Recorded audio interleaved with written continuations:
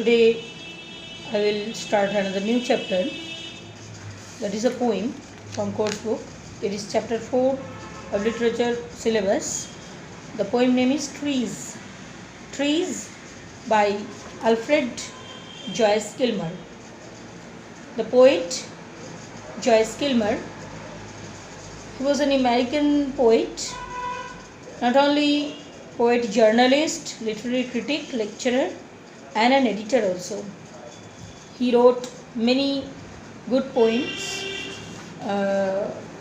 Another two poems name I can tell you, that is Main Street and Summer Love. These are the another two poems he has written. Now you see Trees. I think you all have the book with you. So Trees, it's a poem. It's all about trees. Not only that, it is one kind of personification of the trees. Trees are God's creation. As human being, like that, trees are also God's creation. So here poet tried to explain the qualities and the importance of trees mainly. So actually poets say the writing a poem, it requires a imagination. Human imagination required for writing a particular poem. The thought required, the inspiration required. But the natural beauty or the natural things like trees, it is the creation of God. Man cannot create it. Man can just explain it. Man can just describe it in their different way, different mood. Like that here, Joyce Kilmer tried to describe the tree and its value in this poem. The tree is very essential and very close to our personal life also. Not only the human being, but other animals, birds and other creatures, insects, they live, they took the shelter in the branches of the tree. Now I can tell you about the poem. In the first stanza you can see, I think that I shall never see a poem as lovely as a tree. So according to the poet, here the poem of a tree, it's a very lovely one, because tree is it's very natural and it's a very lively thing that is very close and related to our day-to-day activities also. Because without tree, without the green plantation, we cannot think of our existence. A tree whose hungry mouth is pressed against the earth's sweet flowing breast. Pressed means which is already prepared or ready to take any responsibility. Prepared or ready. So trees whose hungry mouth is pressed. Hungry mouth, where is the mouth? Generally with the mouth we take food. We drink water, or we suck any other kind of juice or fruit or whatever. But here, from where the tree suck the or take food, that is the root of the tree. So the where is the root? Root is under the ground. So the roots, that is the hungry mouth, and hungry mouth is ready to take the water from the ground. What is there? Against the earth's sweet flowing breast. Breast means the chest portion or the main portion. Here sweet flowing breast. Sweet flowing means it's a river. It's the sweet water that plants take or plants suck or plants absorb with their mouth or the root and digest and prepare their food and grow instantly. So this is the meaning of this second passage. Next, third, a tree that looks at God all day and lifts her leafy arms to pray. We have also arms. When we pray to God, we lift our arms like this or like this. So lift arms. Tree has also arms, which is leafy, means the branches of the tree are the arms. Here branches of the trees are growing upward towards the sky. That means in the sky, in the universe, we believe that there is the God. or the Almighty, who is granting or fulfilling our wishes. And that God, all day these trees are also praying for themselves and looks at God all day. This is not only tree, it symbolizes all other people in the world, in this on this earth, that as people are praying to God for their day-to-day wish or their success, or for their success, as they are praying to God, trees are also praying to God and lifting their arms, that is the branches, which is upward or which is towards the sky. It symbolizes, actually, it is the it is quite a symbolism with between tree and mankind. Now you see the next line, a tree that may in summer wear a nest of robins in her hair.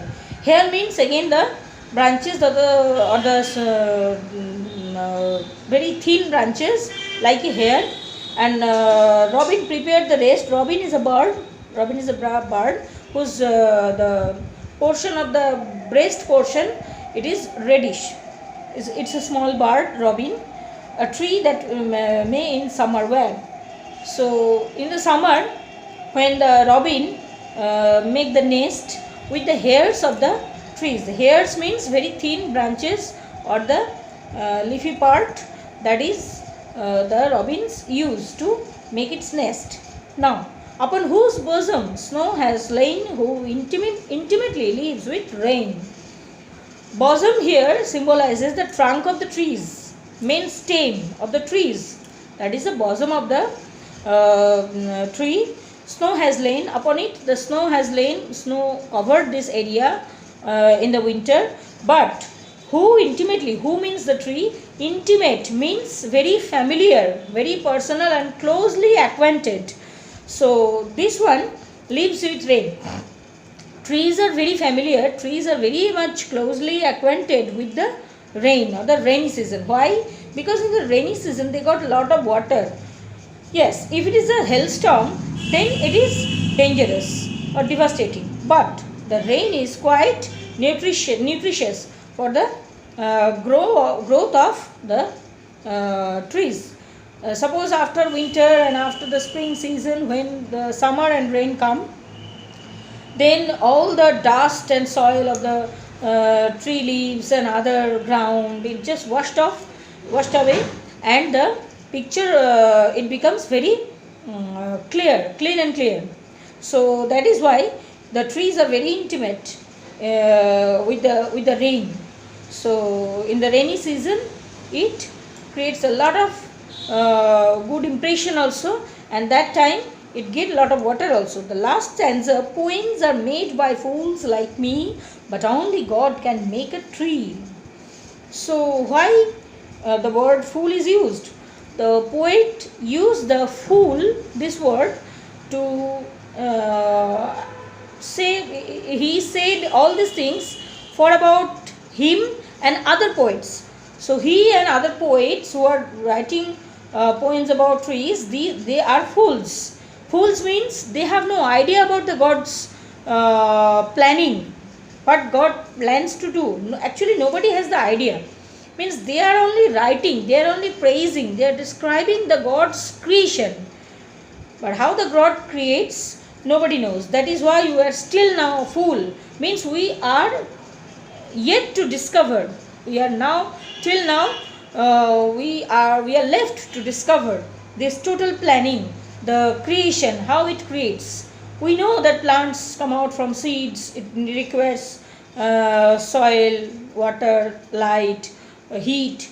But how the planning occurs, how the plan it becomes successful, only the gods know his own plans. That is why we can only see his creation, the God's creation. We can praise it, we can say about it, we can explain it, describe it, and this much only. That is why we are still now not so much intelligent to understand all the plans of God. That is why we are fool. So, but only God can make a tree. We can make the poem on a tree, but the tree itself, it is created by God. That is the meaning of the last line. Now, I will give you the summary. This poem summary you have to prepare. If you want to prepare now only in your notebook, you can write while reading the poem.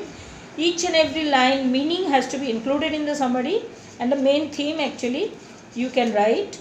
I will also write in my page and I will forward to you. And now today only trees from the course book, the literature portion. You have the book. I think you have already got the book after the book distribution. Now you will read the poem Trees, and you will try to understand the meaning also. New words, that is pressed. Pressed means the ready or prepared. So ready or prepared, who is ready? The tree's hungry mouth is ready. What is the hungry mouth here? Tree's roots. And intimately means very familiar. It's closely acquainted with something. That is the intimate. So when the trees are intimate with the weather, that is in the rainy season, in the rain time. Okay, so this much today, and I will send you some grammar topics also. So you follow this description, this explanation, and try to explain in your own way also. Sometime you also sit in front of the mobile, do the video and listen in your own video. How does it like?